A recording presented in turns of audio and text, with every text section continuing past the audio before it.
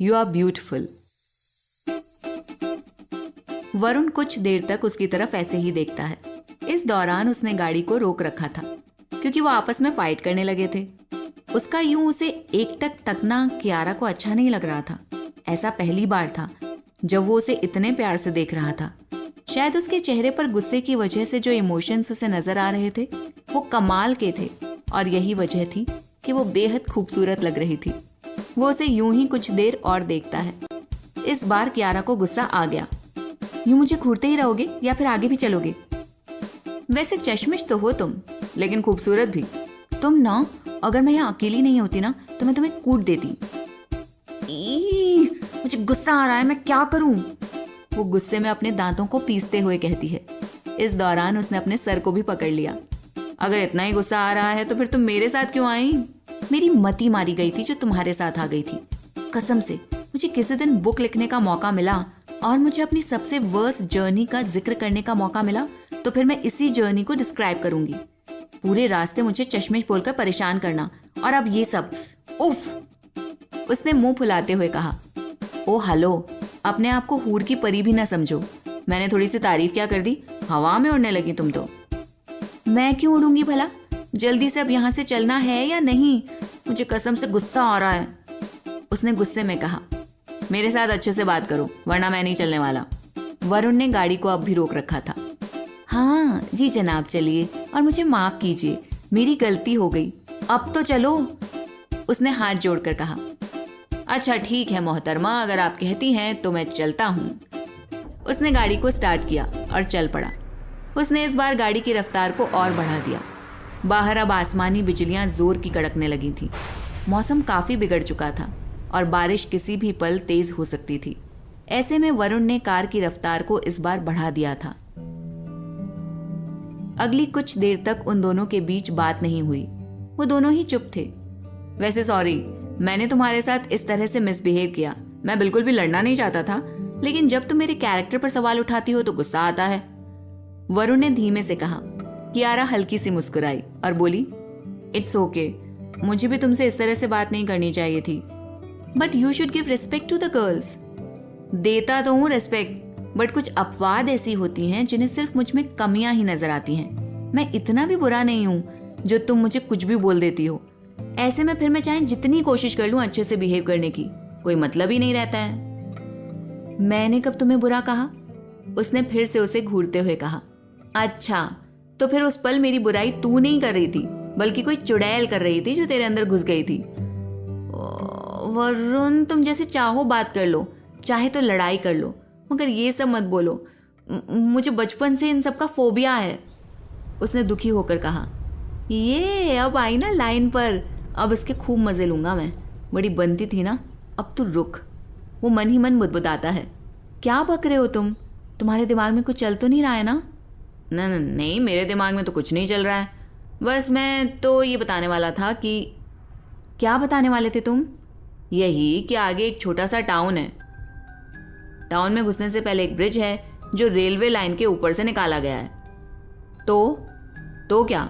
वहां रात में एक लड़की अक्सर व्हीकल्स वालों को लिफ्ट देने के लिए रोकती है, और फिर क्या? फिर कार में बैठने के बाद अचानक से ही उसका चेहरा खूबसूरत की जगह बेहद डरावना हो जाता है। चेहरे से खून रिसने लगता है और फिर उसके नाखून बढ़ जाते हैं। बस मुझे डर लग रहा है। अच्छा सॉरी, पर वो रियलिटी है। प्लीज ना वरुण, मुझे मत डराओ। वो वरुण की तरफ खिसक जाती है और उसके हाथ को पकड़ लेती है। इस दौरान उसे सच में डर लगने लगा था। उसकी हार्ट बीट्स बढ़ने लग गई थी। बचपन से ही उसे नेगेटिव एनर्जीज को लेकर फोबिया था, जो वक्त के साथ बढ़ता ही चला गया। वरुण को जैसे ही एहसास हुआ कि वो हद से ज्यादा डर रही है, तो वो बोला, अच्छा सॉरी, मैं बस मजाक कर रहा था। बस यूं ही तुम्हें परेशान करने लगा था। मुझे नहीं मालूम था कि तुम्हें इतना डर लगता है। वरुण ने बड़े ही प्यार से कहा, जिसके बाद कियारा को अच्छा महसूस हुआ। वो चुप हो गई। अगली कुछ देर तक उसने उसका हाथ थामे रखा। वो मन ही मन सोचने लगी, थैंक गॉड ये चुप हो गया, वरना मेरी तो हालत ही खराब हो जाती। वो उसकी तरफ देखती है। क्या देख रही हो? कुछ नहीं, बस शुक्रिया जो मेरी बात मानी तुमने। It's okay. वो हल्का सा मुस्कुराया। और उसके बाद आगे की तरफ देखने लगा। वो उसे यूं ही एकटक देख रही थी। वरुण को एहसास हो गया था कि अब वो उसके साथ लड़ाई नहीं करना चाहती है। तो वहीं दूसरी तरफ कियारा एक बार फिर मन ही मन सोचने लगी, तुमने सच कहा कि तुम इतने भी बुरे नहीं हो। एक लड़की को अकेले लेकर आ रहे हो इस सुनसान रास्ते पर, मगर तुमने मेरे साथ कुछ गलत करने की कोशिश नहीं की, वरना आजकल के लड़के कहाँ खुद को रोक पाते हैं। फाइनली उसके दिमाग में वरुण को लेकर अच्छे ख्याल आने लगे थे। वो उसके बारे में ही सोच रही थी कि तभी वरुण फिर से बोला, क्या हुआ? तूफान से पहले की शांति है क्या? चुप क्यों हो गई? बस ऐसे ही, वो धीमे से फुसफुसाई। मैं बेटा तुम्हारी तारीफ बिल्कुल भी ना करने वाली हूँ, चाहे कुछ भी हो जाए। मुझे सब पता होता है तुम्हारे जैसे लड़कों की फितरत क्या होती है। पहले लड़ाई करो, फिर प्यार दिखाओ, लेकिन इस फिल्मी स्टाइल वाले प्यार में मैं नहीं पड़ने वाली। वो फिर से मन ही मन सोचने लगी। 2 साल बाद वरुण उस वक्त गाड़ी को हाई स्पीड में दौड़ाता हुआ जा रहा था। उसके चेहरे को देखकर ऐसा लग रहा था जैसे उसके दिमाग में कई सारे ख्याल दौड़ रहे हैं। यही वजह थी कि उसने गाड़ी की स्पीड को और तेज कर दिया था कि तभी अचानक ही उसकी नजर सड़क पार कर रहे एक एंटेलोप पर पड़ी। उसने झटके के साथ अपने पैर को गाड़ी के ब्रेक पर मारा और गाड़ी घसीटती हुई सड़क के किनारे जाकर खड़ी हो गई। यूं अचानक से ब्रेक लगने के चलते उसकी बगल में पड़ी डायरी धम की आवाज के साथ उसके पैरों में जा गिरी। उसने लंबी गहरी सांस लेते हुए जब उस डायरी को उठाया तो उसमें से एक फोटोग्राफ निकलकर नीचे गिर गया। उसने जब उस फोटो को उठाकर देखा तो वो फोटोग्राफ किसी और का नहीं बल्कि कियारा का ही था। उसकी तस्वीर देखते ही गुस्से के मारे उसकी भौहें तन गई। चैन मिल गया ना मिस चश्मिश, तुम्हें मेरी जिंदगी को बर्बाद करके? आखिर क्यों आई तुम मेरी जिंदगी में? नफरत है मुझे तुमसे मिस कियारा, क्योंकि मैं तुम्हें अपनी पत्नी नहीं मानता। तुम्हारी नजरों में मैं हमेशा एक बुरा लड़का था ना, तो ठीक है, बुरा ही सही। उसने उसकी फोटो को मरोड़ते हुए कहा। आज पूरे 2 साल बीत गए थे उस बात को जब वरुण और कियारा पहली बार एक साथ श्रुति की शादी में शरीक होने के लिए जा रहे थे। उसे सब याद आ रहा था। मुझे अच्छे से याद है वो शाम कियारा, जब हम दोनों श्रुति की शादी में शरीक होने के लिए जा रहे थे। उस एक ट्रिप ने, हाँ, उस एक ट्रिप ने मेरी जिंदगी को बर्बाद कर दिया। काश मैं उस शादी में शरीक होने के लिए तुम्हारे साथ जाता ही नहीं, तो कितना अच्छा होता। फिर तुम मेरी जिंदगी में कभी नहीं आती। लेकिन उसने गुस्से में दांतों को पीसते हुए कहा। उसके चेहरे को देखकर ही लग रहा था जैसे वो कियारा से बेहद नफरत करता है। आखिर क्या हुआ था उस ट्रिप में जिसके चलते कियारा और वरुण की शादी हो गई थी, और शादी होने के बावजूद भी उन दोनों के बीच इस कद्र दूरियां हैं? जानने के लिए अगला भाग सुने। Episode 3, village of Himachal. अभी शाम के 5 भी नहीं बजे थे कि आसपास में धुंधलापन छाने लगा था। ऐसा कोहरे की वजह से नहीं हो रहा था, बल्कि कुछ दिनों से चल रही उत्तरी हवाओं ने हिमाचल के उस छोटे से गांव में ठंड को बढ़ा दिया था। पिछले 3 दिनों से लगातार वहां स्नोफॉल हो रही थी। इस वजह से सूरज भी कुछ घंटों के लिए ही निकलता था। वरुण अपनी दादी के गांव की तरफ बढ़ रहा था। उसकी कार की विंडशील्ड पर हवा की वजह से जमी पतली बर्फ की चादर साफ दिखाई दे रही थी। वो जैसे ही गांव में एंटर करता है तो देखता है कि आज भी वो घर ठीक वैसा ही है जैसे उसके बचपन में हुआ करता था। वो अपने घर की तरफ बढ़ता है जो गांव के आखिरी छोर पर था। उसे इस दौरान अपने बचपन की याद आ रही थी। बचपन में वो एक बेहद नटखट लड़का था। वो उस गांव में वहां 12वीं तक पढ़ा था। इस दौरान उसे पास ही के शहर में पढ़ने जाना पड़ता था, लेकिन उसके पिताजी जो दिल्ली में कपड़े की मिल के ओनर थे, उन्होंने वरुण को 12वीं पास करते ही हायर स्टडीज के लिए दिल्ली बुला लिया था, जिसके बाद करीब 5 साल उसने वहां पढ़ाई की थी। उसके पिताजी का दिल्ली में अच्छा खासा धंधा और बड़ा मकान था, मगर वरुण का वहां मन नहीं लगता था क्योंकि उसे बचपन से ही उस गांव में रहने की आदत थी। वो वहां अपने दादा दादी के पास रहता था। आखिरकार यही सब सोचते हुए उसने अपनी कार को रोका और दरवाजा खोलकर नीचे उतरा। घर के आंगन में ताड़ के बड़े बड़े पेड़ खड़े थे। ये वही पेड़ थे जिनके नीचे वो कई गर्मियों की शामें पढ़ते हुए बिताता था। वो अपनी चारपाई उन ताड़ के पेड़ों के बगल में डालता था और फिर गर्मियों में सोता था। एक एक यादें उसकी ताज़ा हो रही थीं। वो धीरे धीरे कदमों से उस लकड़ी के दरवाजे के पास पहुंचता है जो आज से कई साल पहले उसके दादाजी ने उसके गांव के ही एक कारपेंटर से बनवाया था। उसने दरवाजे की कुंडी को खोला और उसके बाद दरवाजे को अंदर की तरफ धकेला। बाहर दरवाजे पर किसी ने दस्तक दी है, ये सुनकर उसके घर का नौकर श्याम दौड़कर बाहर आया। कौन है? उसने आवाज दी, लेकिन सामने वरुण को देखकर वो मुस्कुराकर बोला, अरे वरुण, आप कब आए? वो जस्ट अभी ही आया हूं, उसने मुस्कुराकर कहा और उसके बाद गाड़ी की तरफ गया और फिर से गाड़ी को स्टार्ट करके गाड़ी को अंदर ले जाकर खड़ा कर दिया। कौन आया है?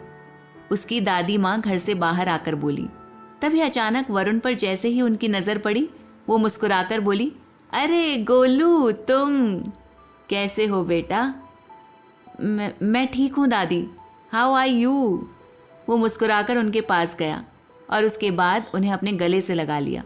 इस दौरान उसकी दादी उसकी पीठ को सहलाने लगती हैं। तू अकेला ही आया है क्या? बहू नहीं आई? उन्होंने इधर उधर देखते हुए कियारा के बारे में पूछा, लेकिन वरुण ने कोई जवाब नहीं दिया। बोल ना, कियारा को साथ क्यों नहीं लाया तू? उन्होंने फिर से उससे पूछा, लेकिन वरुण कुछ नहीं बोला। इस दौरान उसकी आंखों में आंसू छलक पड़े। हालांकि उसने जल्दी से अपनी दादी की नजरों से बचते हुए अपने आंसुओं को पोंछ लिया। मैं तुझसे कुछ पूछ रही हूँ गोलू, तू बहू को क्यों नहीं लेकर आया? वो तो यहाँ आकर खुश हुई थी, तो इस बार भी ले आता, बेचारी घूम लेती गांव में।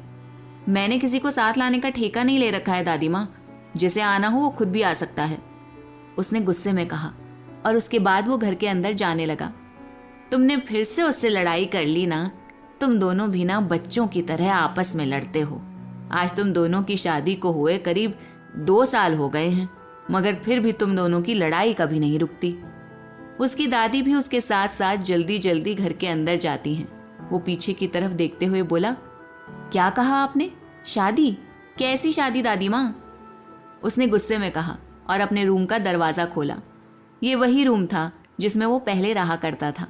उसकी दादी माँ उसके पीछे पीछे आई।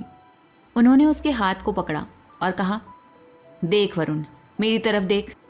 क्या कहा तुमने? कैसी शादी?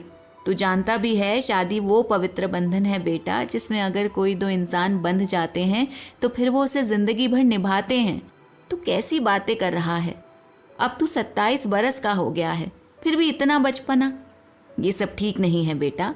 उसकी तुमसे शादी हो रखी है, अगर वो तुम्हें कुछ बोल भी देती है तो क्या हुआ? बात को इतना बढ़ाने की क्या ज़रूरत थी कि तू अकेला आ गया? मुझे पता है कि तू जब गुस्सा होता है तो यहाँ आता है, मगर फिर भी तुझे अपने गुस्से पर काबू पाना सीखना होगा बेटा। इतना गुस्सा रिश्तों में खटास के अलावा और कुछ भी लेकर नहीं आता। उसकी दादी माँ ने उसे समझाना चाहा। एक बात कहूँ दादी माँ, मैं दिल्ली से इसलिए यहाँ आया था क्योंकि यही लेक्चर मुझे पापा देते थे, और जब पापा का खत्म होता था तो मॉम देती थी। और अब अगर उसी तरह का लेक्चर मुझे यहाँ मिलेगा तो फिर मैं यहाँ पे भी नहीं रह पाऊंगा। मैं कहीं और चला जाऊँ, इससे बेहतर है कि मैं आपके पास रहूँ। लेकिन आप अगर इसी तरह से बोली तो मैं एक दिन के लिए भी यहाँ पे टिक नहीं पाऊंगा, उसने गुस्से में कहा और उसके बाद अपने कपड़े खोले।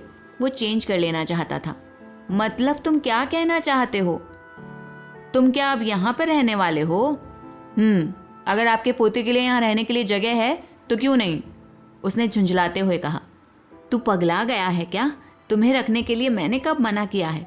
मैं तो हमेशा तुम्हें अपने पास रखना चाहती थी। अगर कियारा, क्या वो अब तुम्हारे साथ नहीं रहेगी? ये उसकी प्रॉब्लम है, मेरी नहीं, उसने गुस्से में फिर से कहा। मतलब अब तुम उसके साथ नहीं रहना चाहते? दादी माँ, मैंने पहले ही आपको कह दिया है कि मैं उसको लेकर अब कोई बात नहीं करना चाहता हूँ, उसने फिर से गुस्से में कहा। इतना गुस्सा क्यों आ रहा है तुझे गोलू? तुझे कैसे समझाऊं मैं? ऐसी छोटी छोटी लड़ाइयाँ सबके बीच होती हैं बेटा, मगर तुम ऐसे बार बार उससे लड़ाई करोगे तो कैसे रिश्ता चलेगा? आखिर तुम दोनों पति पत्नी हो। पति पत्नी? मैं नहीं मानता इस रिश्ते को, उसने गुस्से में कहा और अपने बैग में से टॉवल को निकाला। क्या हुआ तुम्हें? तुम कियारा और अपनी शादी को नहीं मान रहे हो? मैंने क्या कहा था? शादी कोई मजाक नहीं होती बेटा। तुम दोनों की शादी हो रखी है। हाँ, मगर नॉर्मल नहीं, एक्सीडेंटल शादी। एक ऐसी शादी जिसके एक्सीडेंटल होने के जख्म आज भी मेरे दिल पर मौजूद हैं दादी माँ। मैं नहीं भूला हूँ 2 साल पहले के उस दिन को जब मेरी एक नहीं सुनी गई थी। और फिर उसने गुस्से में कहा और उसके बाद वॉशरूम की तरफ चला गया। वो फ्रेश होना चाहता था। मैं समझ सकती हूँ, मगर तुम ऐसे मुंह नहीं मोड़ सकते हो। तुम्हें अब उस रिश्ते को निभाना होगा।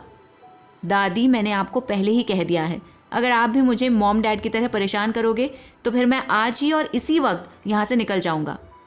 उसने गुस्से में जैसे ही कहा, उसकी दादी चुप हो गई। उसने वॉशरूम का दरवाज़ा बंद कर लिया। तो वहीं उसकी दादी माँ उस दिन के बारे में सोचकर दुखी हो जाती है जब वरुण की एक्सीडेंटल शादी कियारा के साथ हुई थी और वो उस शादी को मान नहीं रहा था।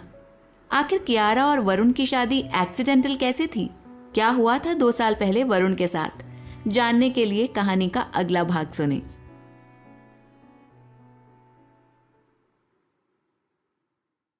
Episode 4, snowfall in the night. शाम होते ही एक बार फिर उस छोटे से हिमाचली गांव में स्नोफॉल होना स्टार्ट हो गई। उत्तरी हवाओं का दौर इतना तेज था कि कोई भी ऐसी ठंडी रात को बाहर निकलने के बारे में सोच भी नहीं सकता था, और अगर कोई निकलता तो वो सुबह होने से पहले ही बाहर जम जाता।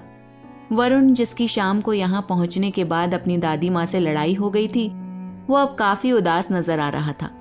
इससे पहले उसने अपनी दादी माँ से बहुत कम बार ऊंची आवाज में बात की थी, लेकिन वो करता भी क्या।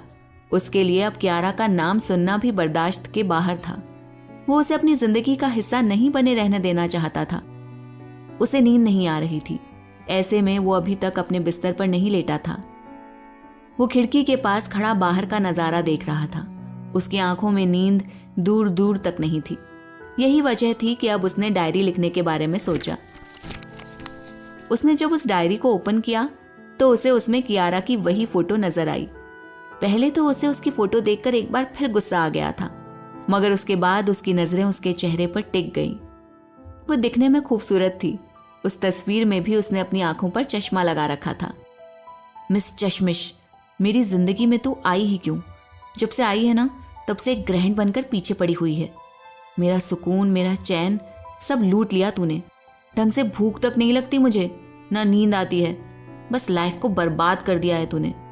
वो उसके बारे में सोचते हुए अपने फोन को स्विच ऑफ कर देता है और उसके बाद उसकी फोटो को मरोड़ कर नीचे फेंक देता है। तुम्हारी जगह डस्टबिन में है मिस चश्मिश, और कहीं नहीं, क्योंकि तुम हो ही डस्टबिन के लायक।